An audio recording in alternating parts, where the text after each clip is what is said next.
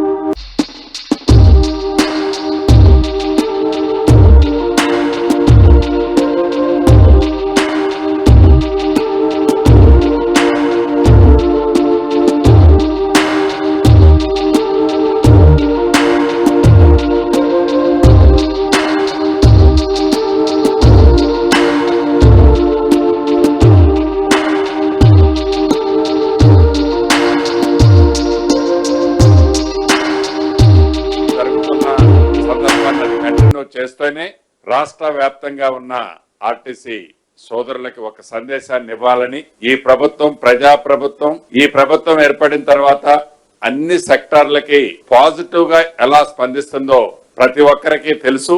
అదే విధంగా కార్మిక సోదరుల పక్షాన కూడా ఈ ప్రభుత్వం 100% పాజిటివ్ గా స్పందించి వారికి ఉన్న సమస్యలని ఎలా షార్ట్ అవుట్ చేయాలో చేసే విధంగా ఈరోజు కేబినెట్ లో ఫస్ట్ ఐటమ్ కింద దాన్ని టేక్అవుట్ చేయడం జరిగింది. కాబట్టి మా ముగ్గురు పక్షాన కూడా రాష్ట్ర ప్రభుత్వ పక్షాన గౌరవ ముఖ్యమంత్రి గారు ఆల్రెడీ వారే స్వయంగా పంపించారు. ఆ మంత్రులు ఇందాక చెప్పిన సందేశం మళ్ళీ రిపీట్ చేస్తున్నాం. ఎక్కడా కూడా మీరు క్షణ ఆవేశానికి లోనై మీ మనసుల్లో ఎటువంటిది పెట్టుకోవాల్సిన అవసరం లేదు. ఈ రాష్ట్ర ప్రభుత్వం ఉద్యోగస్తుల పట్ల, ఆర్టీసీ కార్మిక సోదరుల పట్ల, రిటైర్డ్ అయిన ఉద్యోగస్తుల పట్ల కూడా ఈ ప్రభుత్వం 100% పాజిటివ్ గా ఉన్నదని కూడా ఈ వేదిక ద్వారా తెలియజేస్తున్నాం.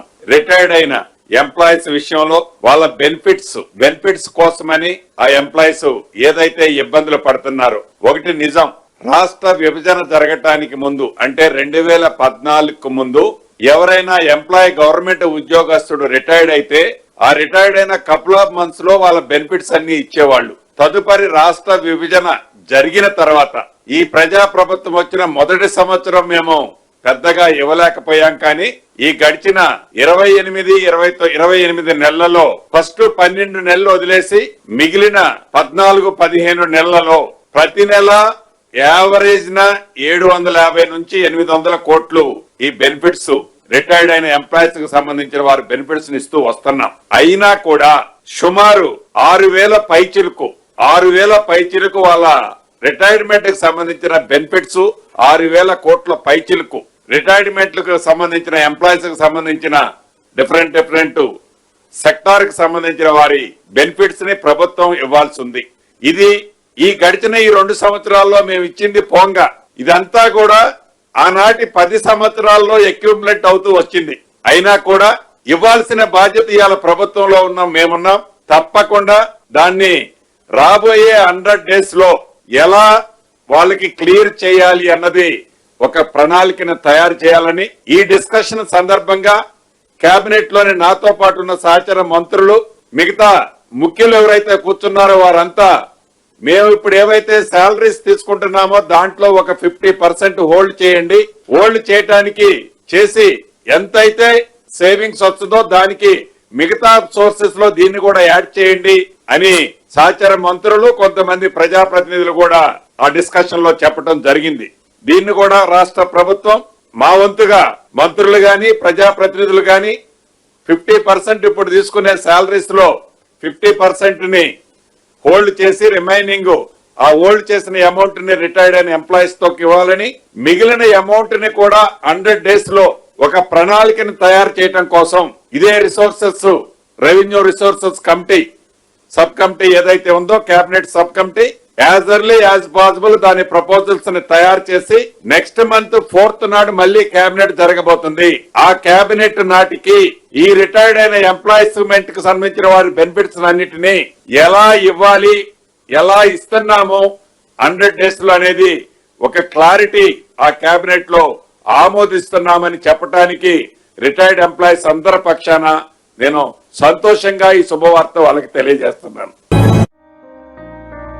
ఆర్టీసీ కార్మికులకు మీరు లేవనెత్తినటువంటి ప్రధానమైనటువంటి అంశాలు ముఖ్యంగా ఆర్టీసీ సంబంధించి టీజీఆర్టీసీ సంబంధించి గుర్తింపు ఎన్నికలు నిర్వహించుకోవటానికి ప్రభుత్వం అంగీకరించిందని చెప్పారు. అలాగే మరొక ప్రధానమైనటువంటి అంశం దశాబ్దాల పైబడి ఆర్టీసీలో పనిచేస్తున్నటువంటి కార్మికులు కోరినటువంటి ప్రధానమైన కోరిక విలీనానికి సంబంధించినటువంటి అంశం. ఈ విలీనానికి సంబంధించినటువంటి అంశంపై కూడా సుదీర్ఘంగా చర్చించిన తర్వాత ఆర్టీసీ విలీన ప్రక్రియకు సంబంధించి అధికారులతో మరియు కార్మిక నాయకులతో కలిపి ఒక అధికారిక కమిటీని ప్రకటించడానికి అంశాలను కూడా లోతుగా అధ్యయనం చేసి ఇరుపక్షాలు కూడా ఉన్న పరిస్థితులు అర్థం చేసుకున్న తర్వాత ఈ పిఆర్సీ సంబంధించి 11%కి చేయాలి ప్రభుత్వం నిర్ణయించిందని చెప్పడానికి సంతోషిస్తా ఉన్నాను. ప్రకృషంగా చర్చించి సాధ్యమైనంత మేరకు అన్ని అంశాలని పరిష్కరించుకోవడం కోసం ఆర్టీసీ యాజమాన్యాన్ని చొరవ చూపించి వెంటనే ఆ చర్చలు కూడా ప్రారంభించి కార్యాచరణ ముగించవలసింది కూడా ఆర్టీసీ యాజమాన్యాన్ని ప్రభుత్వం ఆదేశిస్తాం.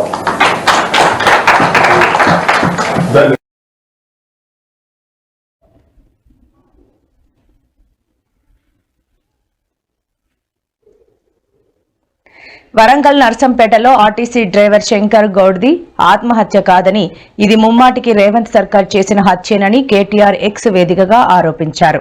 2.5 ఏళ్లుగా రేవంత్ ఆర్టీసీ కార్మికులకు చేస్తున్న తీరని ద్రోహాన్ని తట్టుకోలేక శంకర్ గౌడ్ బలవన్ మరణానికి పాల్పడ్డారని పేర్కొన్నారు. పుట్టెడు దుఃఖంలో ఉన్న శంకర్ గౌడ్ కుటుంబ సభ్యులకు అండగా నిలిచిన బీఆర్ఎస్ నేతలు నర్సంపేటలో అరెస్ట్ చేయడం దారుణమన్నారు. ఇదే అంశంపై పాడి కౌశిక్ రెడ్డి సర్కారుపై మండిపడ్డారు. ఆర్టీసీ కార్మికులు సమ్మె చేస్తున్నారు, వాళ్ళ గురించి మాట్లాడారా కేబినెట్ లో? ఏది ఉండదయ్యా. ఆర్టీసీ కార్మికులను కేసీఆర్ గారు గవర్నమెంట్ ఉద్యోగులుగా గుర్తిస్తూ కేబినెట్ నిర్ణయం తీసుకొని ప్రకటించాం. మేము ఎందుకు అమలు చేయట్లేదు? మరి మీరు అపాయింటెడ్ డే డిక్లేర్ చేస్తే చాలు, వాళ్ళకి రావాల్సిన పీఆర్సీ, వాళ్ళకి రావాల్సిన డిఏలు, వాళ్ళకి రావాల్సిన బకాయిలు అన్ని ఇస్తే చాలు. వాళ్ళు ఏం అడుగుతున్నారు? మీరు మేనిఫెస్టోలో పెట్టింది అడుగుతున్నారు. అదేం చర్చ చేయరా కేబినెట్ లో? మేము వారికి కూడా మా నైతిక మద్దతు ప్రకటిస్తా ఉన్నాం. ఆర్టీసీ కార్మికులు ఎవరైతే ఇవాళ ప్రభుత్వాన్ని మీరిచ్చిన హామీ నిలబెట్టుకోండి అని అడుగుతున్నారు, వాళ్ళు ఏం కొత్తగా అడగట్లేదు. వారికి కూడా మా పార్టీ తరఫున నైతిక మద్దతు ప్రకటిస్తున్నాం. తప్పకుండా కాంగ్రెస్ ఇచ్చిన హామీలు ఆర్టీసీ కార్మికులకు నెరవేర్చాలని మేము కూడా డిమాండ్ చేస్తాం. ఈరోజు ఆ ఆర్టీసీ అమరవీరుడు శంకర్ గౌడ్ అంతిమ యాత్రకు వెళ్ళడానికి మరి బీఆర్ఎస్ పార్టీ తరఫున మాజీ మంత్రివర్యులు శ్రీమతి సవితా ఇంద్రారెడ్డి గారు, అదేవిధంగా మరి కౌన్సిల్లో ఫ్లోర్ లీడర్ శ్రీ మధుసూనాచారి గారు, అదేవిధంగా నర్సంపేట ఎక్స్ఎమ్మెల్యే పెద్ది సుదర్శన్ రెడ్డి గారు, వీళ్ళందరూ కూడా మహబూబాద్ లో వారి అంతిమయాత్రకు పోతుంటే వారినందరినీ కూడా మార్గం మధ్యలోనే అడ్డుకోవడం, పూర్తిగా శ్రీనివాస గౌడ్ మాజీ మంత్రి గారిని వీళ్ళందరినీ కూడా అడ్డుకోవడాన్ని, అరెస్ట్ చేయడాన్ని బీఆర్ఎస్ పార్టీ తీవ్రంగా ఖండిస్తున్నది. నిజానికి మా ఇంటికి కూడా పోలీసులు పొద్దున ఒకసారి వచ్చి వెళ్లారు. అదేవిధంగా మళ్ళీ వస్తుంటే ఆ వస్తున్నారన్న సమాచారం తెలుసుకొని నేను ఈరోజు ఇక్కడికి రావడం జరిగింది. నిజానికి ఆర్టీసీ కార్మికుడి హత్య అది ఆత్మహత్య కాదు, నిజానికి ప్రభుత్వం చేసిన హత్య. వాళ్ళ కోరికలు చాలా న్యాయమైనవి.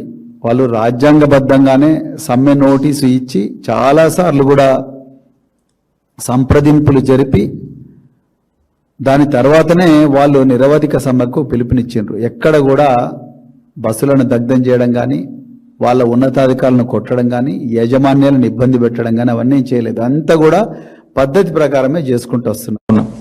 మేము మొదటి నుండే చెప్తా వచ్చాము, ఈ రోజు కాదు. ఈ పీసీ ఘోష్ కమిషన్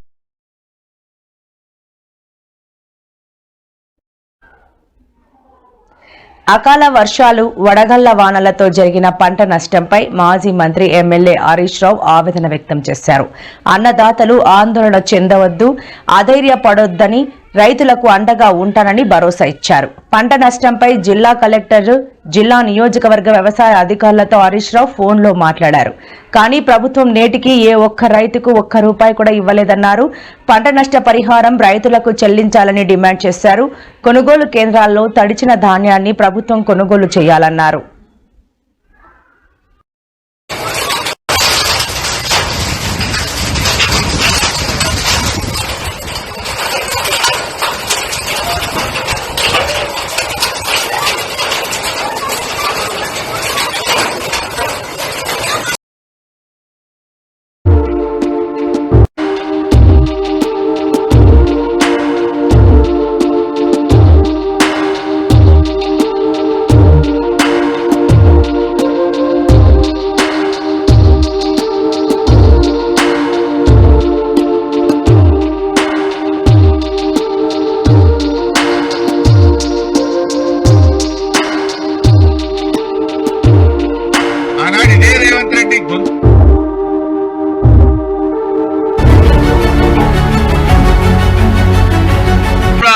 మార్కెట్లో ఎవరు కొనని పరిస్థితి, రైతులు ఎక్కడికక్కడ కళ్ళాలలో పొలాలలో పెట్టుకొని ఉన్నటువంటి పరిస్థితి. దానికి ముఖ్యంగా తేమ శాతం అంటారు.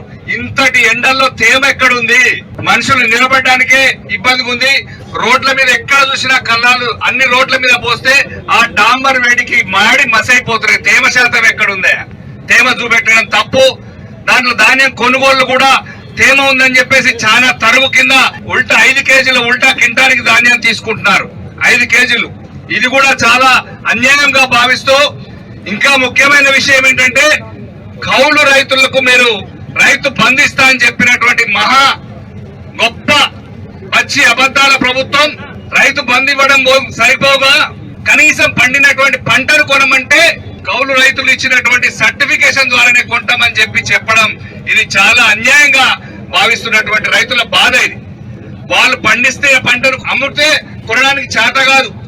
26 క్వింటాల మొక్కజొన్నలు కొనడం ఏంటి? 40 క్వింటాలు పంట కొనరా? ఏమైనా పక్క రాష్ట్రాల నుంచి తీసుకొచ్చి రైతులు మారు వ్యాపారం చేస్తున్నారా? ఇది గతంలో ఎప్పుడన్నా కేసీఆర్ గారి ప్రభుత్వంలో, బీఆర్ఎస్ ప్రభుత్వంలో ఇట్లా జరిగిందా? ఇది చేతగాని దద్దమ్మ ప్రభుత్వం. ఇక్కడ ఉన్నటువంటి ముఖ్యమైన 3 మంత్రులు కేబినెట్ లో ఇదే సంబంధించినటువంటి వ్యవసాయ శాఖ మంత్రి గారు ఏం చేస్తున్నారు? ఈ ఖమ్మంలో ఇంతమంది బాధపడుతుంటే ఎప్పుడైనా జరిగిందా ఇది?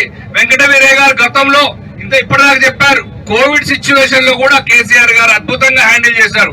ఎక్కడైనా లారీలకు ఇబ్బంది వచ్చినా, రైస్ మిల్లర్లు ఇబ్బంది పెట్టినా సివిల్ సప్లై శాఖ మంత్రి గారు గంగుల కమలాకర్ గారు ఉండే, వారికి చెప్పి ఎవ్వరు కూడా ఒక్క ఉదాహరణ చెప్తా, రాయల శేషగిరిరావు గారు చనిపోయారు కానీ వారు కూడా సివిల్ సప్లై శాఖ మంత్రితో మాట్లాడి ఎక్కడికక్కడ పరిష్కరించారు రైతుల సమస్యల్ని. అట్లాంటి అనుకోగా ఈజీగా ఉన్నటువంటి ఇబ్బందుల్ని ఇప్పుడు ఉన్నటువంటి ఇబ్బందులు కొని తెచ్చిపెట్టినటువంటి ప్రభుత్వాన్ని వెంటనే గద్దెదించాలని చెప్పి కోరుతూ, బస్తాలు లేవు, ధాన్యం ఉన్న బస్తాలు లేవు, రైస్ మిల్లర్లు ముందుకు వస్తలేరు. మీకు ఎందుకు ఇవన్నీ ఇబ్బందులు జరుగుతున్నాయో ఒకసారి ఆలోచించండి. సివిల్ సప్లై శాఖ మంత్రి ఉత్తమ్ కుమార్ రెడ్డి గారు, వ్యవసాయ శాఖ మంత్రి తుమ్మల నాగేశ్వరరావు గారు, ఇక్కడే ఉన్నటువంటి భట్టి గారు, ఇక్కడే ఉన్నటువంటి పొంగురెడ్డి గారు అంతా అతిరథ మహారథులే, అంతా పెద్దోళ్లే. కానీ ఈ చిన్న సమస్య, ఒక మెస్సీ ఫుట్బాల్ టోర్నమెంట్ ఆడి పెట్టినంత ఖర్చు కూడా కాదు మొక్కజొన్నలు పెట్టే ఖర్చు, మొక్కజొన్నలు కొనడానికి పెట్టాల్సిన ఖర్చు. దాని మీద కాన్సన్ట్రేట్ చేయడానికి కూడా మీకు వీలవుతలేదంటే రైతుల మీద మీకు ఎంత కాన్సన్ట్రేషన్ ఉంది, ఎంత ప్రేమ ఉందనేది అర్థమవుతుంది. మొన్న చూశారు.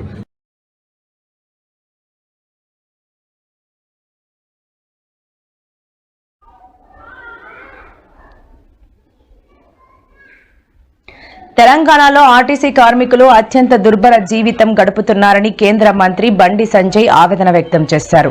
డ్రైవర్ శంకర్ గౌడ్ మృతి పట్ల తీవ్ర విచారం వ్యక్తం చేశారు. ఆర్టీసీని ప్రభుత్వంలో విలీనం చేస్తామని ఎన్నికల సమయంలో కాంగ్రెస్ పార్టీ హామీ ఇచ్చిందని, ఇచ్చిన మాటను ఇప్పటికీ నిలబెట్టుకోవాలని ఆయన డిమాండ్ చేశారు. మీరేం పట్టించుకునే పరిస్థితి లేదు.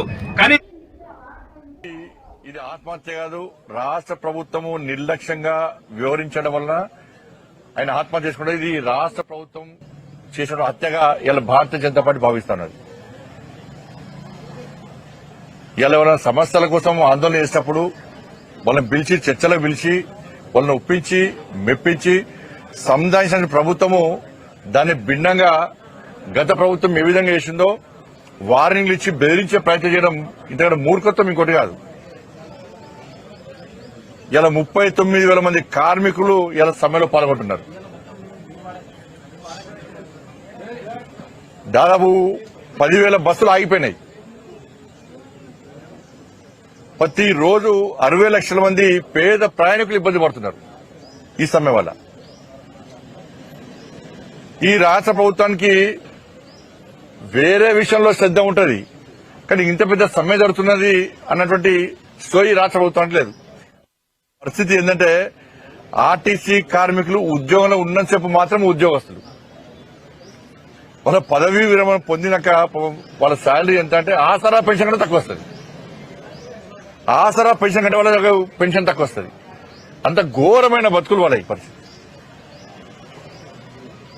ఆ డ్యూటీ చేసేప్పుడు ఇంత నేను ఆర్టీసీ ఉద్యోగం చెప్పుకుంటారు తప్ప డ్యూటీ అయిపోయినాక వాళ్ళ బతుకులు చాలా ఘోరమైన పరిస్థితి వాళ్ళది.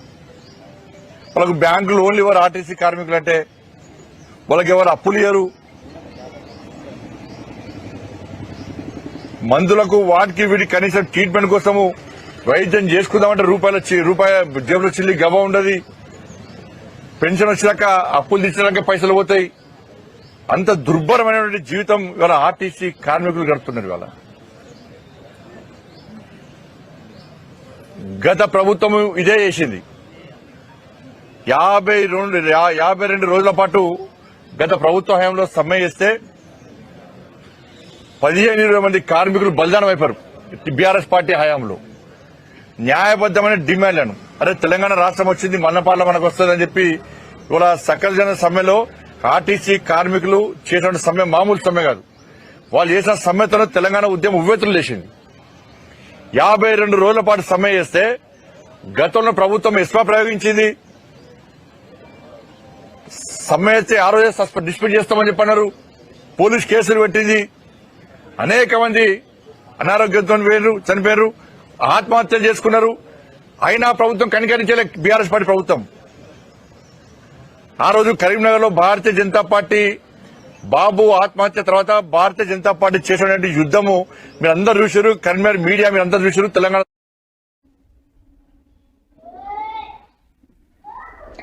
చంద్రబాబు ఆపదలో ఉన్నప్పుడల్లా ఈనాడు, ఆంధ్రజ్యోతి పత్రికలు తప్పుడు కథనాలు అల్లుతున్నాయని వైసీపీ ప్రధాన కార్యదర్శి సతీష్ రెడ్డి ఆరోపించారు.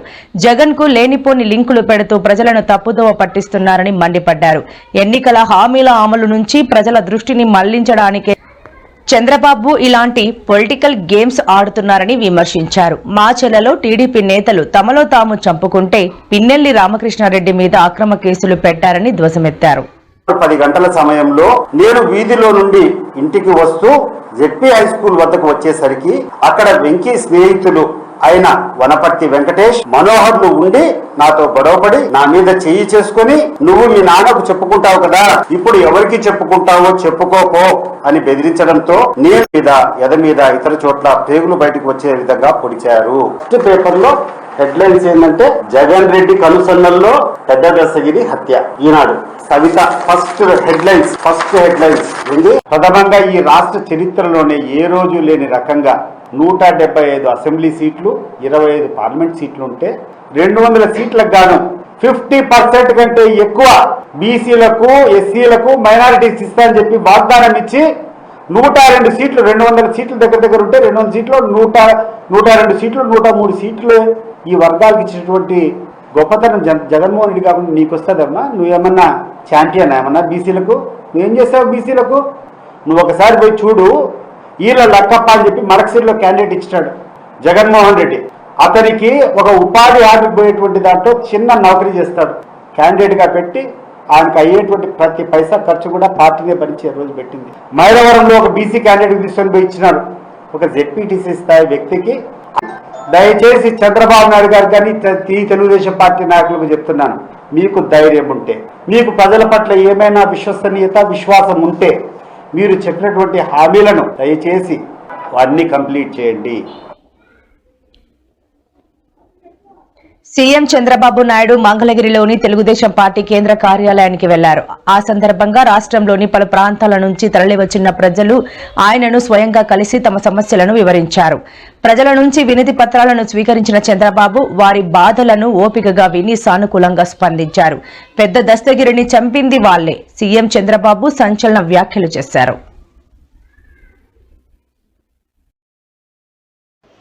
ఆ పార్టీ ఫ్రస్ట్రేషన్ లో ఉంది. ఆ పార్టీ బ్యాచ్ నేరాలు ఘోరాలకు తెగబడుతున్నారు. అసెంబ్లీకి రారు, బయట వస్తే అరాచకాలు చేస్తారు.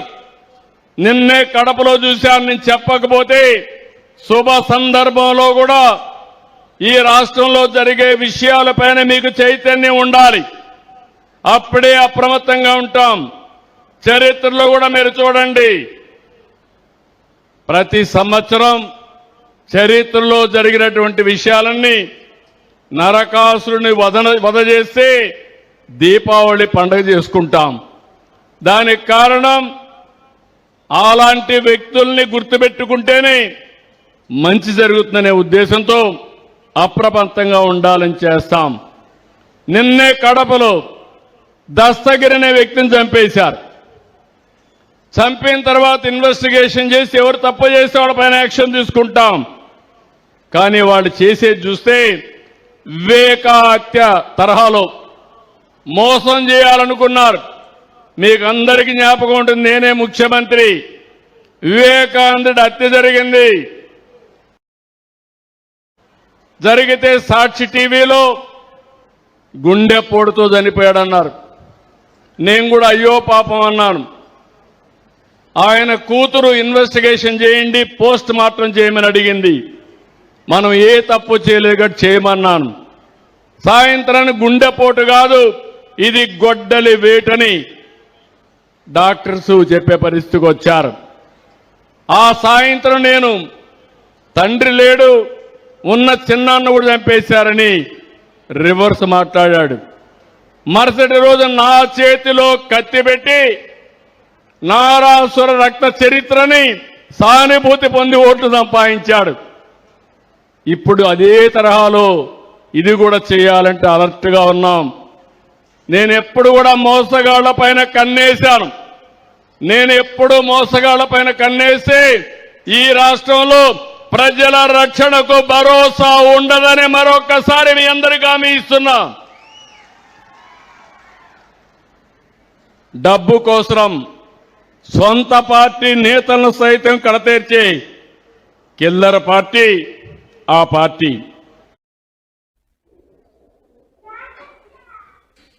కూటమి ప్రభుత్వ అవినీతి అక్రమాలపై ప్రశ్నిస్తే వాటికి సమాధానం చెప్పుకోలేక డైవర్షన్ పాలిటిక్స్ కు తెరతీస్తున్నారని మాజీ డిప్యూటీ సీఎం పాముల పుష్ప శ్రీవాణి మండిపడ్డారు. మంత్రులు సంచారాణి, సవిత వైఎస్ జగన్ పై చేసిన ఆరోపణలను తీవ్రంగా ఖండించారు. మంత్రులు సభ్యత సంస్కారం మరిచి మాట్లాడుతున్నారని ధ్వజమెత్తారు. అయితే మీరు చేసిన ఆరోపణలకి ఇవిడ ఏ చెప్పుతో కొట్టినట్టు? ఈరోజు మీరు ఏ సమాధానం చెప్తారు? అంటే నిజాలతో పని లేదు, వాస్తవాలతో పని లేదు, దర్యాప్తులతో పని లేదు.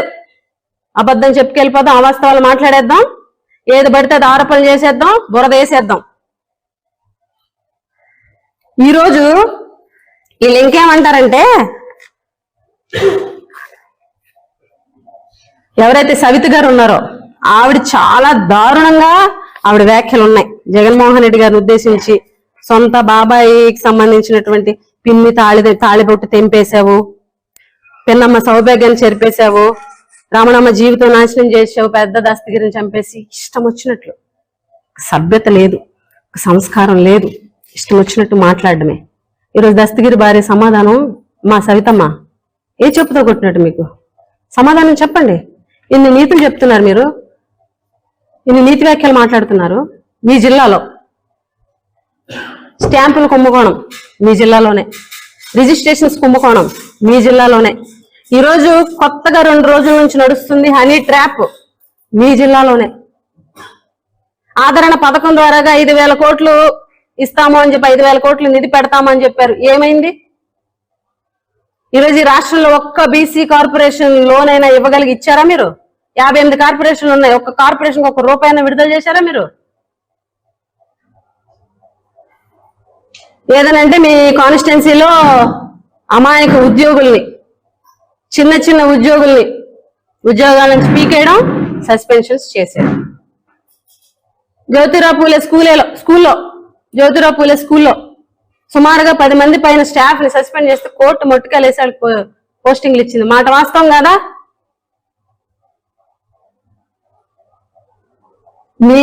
మీ యొక్క పనితీరు మీ శాఖ మీద చూపించండి. ఈరోజు మంత్రి పదవులు కాపాడుకోవడం కోసం ఇష్టం వచ్చినట్టు అవాకులు చవాకులు జగన్మోహన్ రెడ్డి గారి మీద మాట్లాడతాము అని మీరంటే చూస్తూ ఊరుకోవడానికి ఎవరు సిద్ధంగా లేరు. ఈరోజు గుమ్మడి సంధ్యారాణి గారు మా జిల్లా మంత్రి, ఈవిడేం మాట్లాడతారంటే సేమ్, అంటే ఎంత నీచంగా అంటే హావభావాల దగ్గర నుంచి ఈవిడ మాట్లాడే మాటలు మానసిక వికలాంగుడు జగన్ అంట, మావిగన్. ఎవరికి అర్థం కాలేదంట.